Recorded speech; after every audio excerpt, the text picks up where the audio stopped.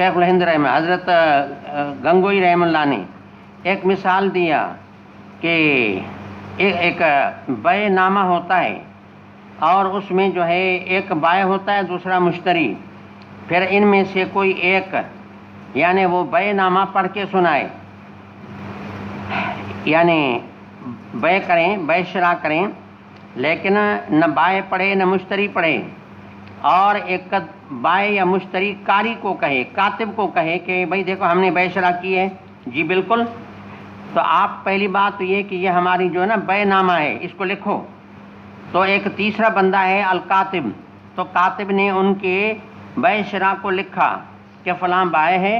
فلاں مشتری ہے، اور کاتب نے لکھا، پھر بائع مشتری دونوں یا کسی ایک نے کہا آپ نے کیا لکھا پڑھ کے سناؤ۔ اب کاتب نے پڑھ کے سنایا، دو گواہ ادھر بیٹھے ہیں، اب یہ اسی بے نامے کو سن رہے ہیں، تو اب یہ جب پڑھ کے پورا کرے گا تو یہ دو گواہ کہہ سکتے ہیں کہ بائع نے ہمیں، بائع کی بات پر ہم گواہ ہیں اور اس نے ہمیں گواہ بنایا، حالانکہ بائع نے کہا تھا نعم، جی، ہاں، ہوں، آپ اے کاتب آپ کا پڑھنا صحیح ہے، آپ نے صحیح لکھا، بس آگے پڑھ کر کے نہیں سنایا۔ لیکن گواہ جو ہیں صرف اس کے نام کہنے کی وجہ سے گواہوں کو نسبت کرنا درست ہے کہ بائع یا مشتری یا دونوں یا کسی ایک نے ہمیں گواہ بنایا، تو جس طرح پڑھتا کاتب ہے اور گواہ سن رہے ہوتے ہیں، اور یہ نسبت گواہوں کی کرنا صحیح ہے کس کی طرف؟ بائع کی طرف، تو جس طرح یہ نسبت کرنا صحیح ہے تو وہ جو طلباء کی تحمل کی نسبت ہے وہ بھی صحیح ہے۔ تو ایک مثال انہیں اقرار نامے کا دیا، ایک مثال بے نامے کا دیا، ایک مثال قاری صاحب کا دیا کہ قاری اجاز جو ہے وہ پڑھا رہا ہے طلباء کو، اور پھر یہ ہے کہ بیٹا پڑھو، اب بیٹا پڑھنا شروع کرتا ہے،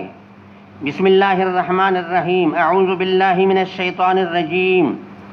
استاد جی قاری صاحب کہتے ہیں جی ٹھیک ہے بیٹا آگے پڑھو، بسم اللہ الرحمن الرحیم الحمدللہ رب العالمین، سورۃ فاتحہ مکمل کر لی۔ بیٹا جب فارغ ہو کر کے گھر گیا یا فارغ ہو گیا، انہوں نے کہا کہ اقرأنا مقری، قاری صاحب نے ہمیں پڑھوایا، حالانکہ قاری صاحب نے ایک لفظ نہیں پڑھوایا۔ تو اب قرآن میں حالانکہ پڑھا شاگرد نے، قاری صاحب نے صرف سنا،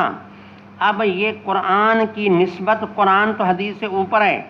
صرف پڑھنے سے نسبت کرنا درست ہے۔ اس طرح قراءت علی الشیخ میں طالب علم جب پڑھتا ہے، استاد بھلی نہ بھی پڑھے عبارت کو، شاگرد استاد کی عبارت کو نہ بھی سنے، لیکن شاگرد بھلی پڑھے، تبھی شاگرد کا یہ کہنا بالکل سچ ہے کہ ہمیں استاد نے پڑھایا۔ حدثنا بھی کہہ سکتے ہیں، اخبرنا بھی کہہ سکتے ہیں، انبانا بھی کہہ سکتے ہیں۔ قرآن تو بڑی بات ہے، جب قرآن میں نسبت درست ہے تو حدیث میں پڑھوانے کی نسبت استاد کی طرف درست کیوں نہیں ہے؟ تو تیسرا مثال یہ ہے وَيُقْرَأُ عَلَى الْمُقْرِي، مقری مانا استاد قاری صاحب، اس کو جو ہے اس پر قرات کی جاتی ہے، یعنی کوئی حافظ ہوتا ہے کہ قرات مقری کے سامنے کرتا ہے، اور مقری کچھ نہیں پڑھتا۔ قرآن کو مکمل کرنے کے بعد وہ پڑھنے والا جو ہے وہ طالب علم کہتا ہے اقرأنی فلان،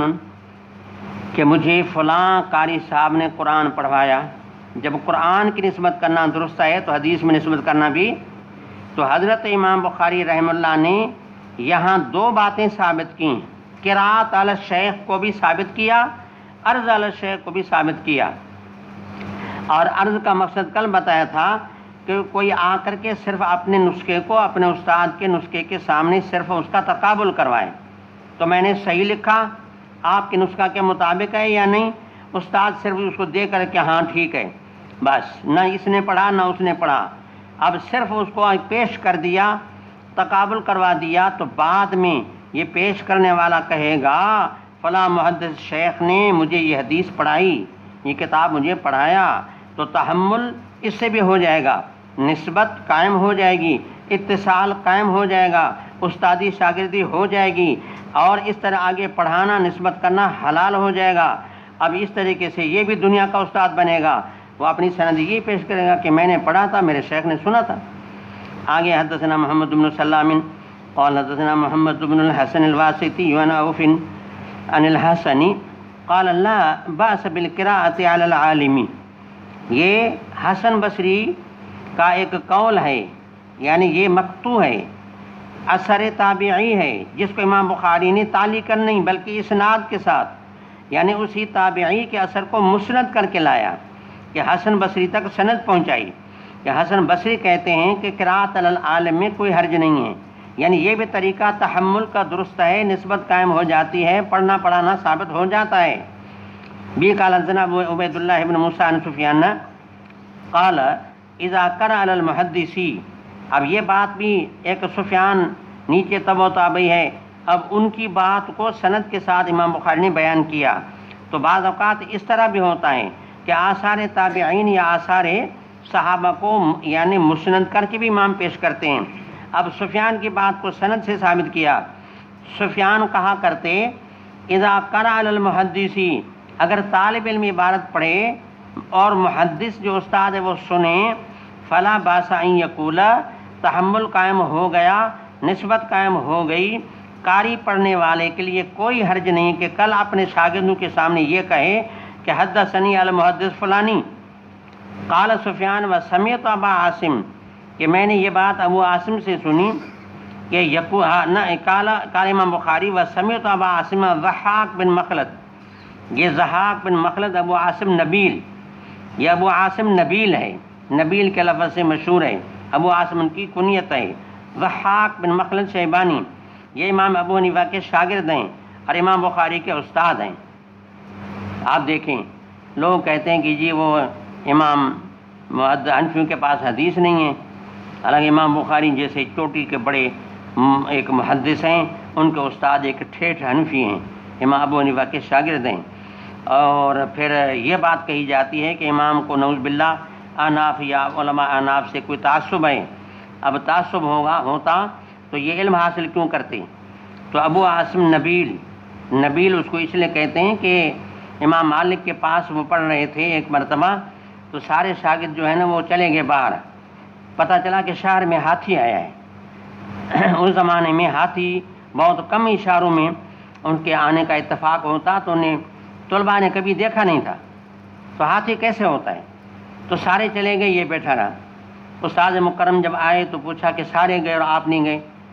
کہتا ہے کہ صحیح بات یہ ہے کہ میں ہاتھی کو دیکھ کر کے کیا کروں گا، میں تو آپ کے انتظار میں بیٹھا ہوں کہ آپ سے آ کر کے حدیث پڑھوں۔ انہوں نے کہا بے شک تو نبیل ہے، تو بڑا حوصلے والا آدمی ہے، تو نبیل ہے، بس لقب اس کا پڑ گیا نبیل۔